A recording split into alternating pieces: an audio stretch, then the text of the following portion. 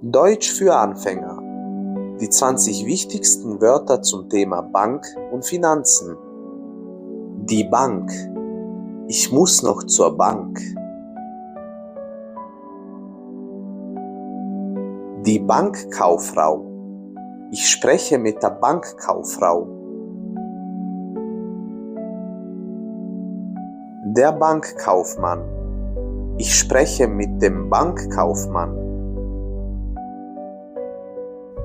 Ein Konto eröffnen. Ich möchte ein Konto eröffnen.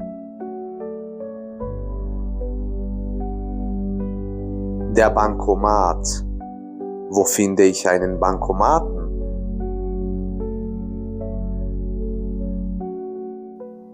Die Bankomatkarte.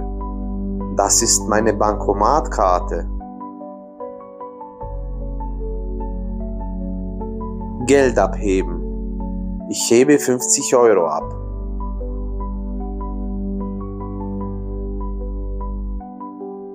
Die Karte einstecken. Zuerst muss man die Karte einstecken.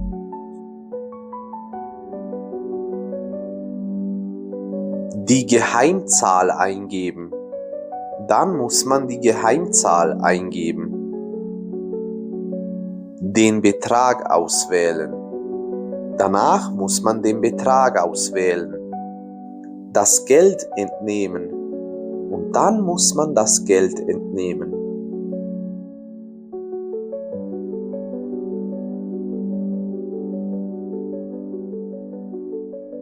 Geld überweisen. Ich muss 200 Euro überweisen.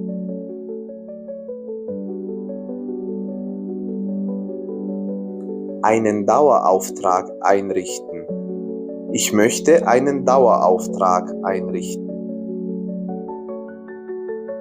Einen Kredit beantragen. Ich möchte einen Kredit beantragen.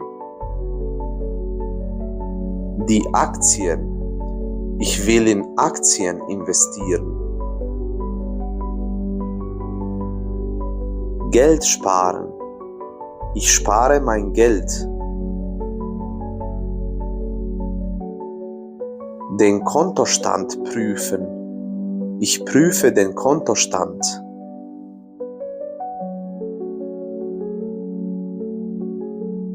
Der Kontoauszug.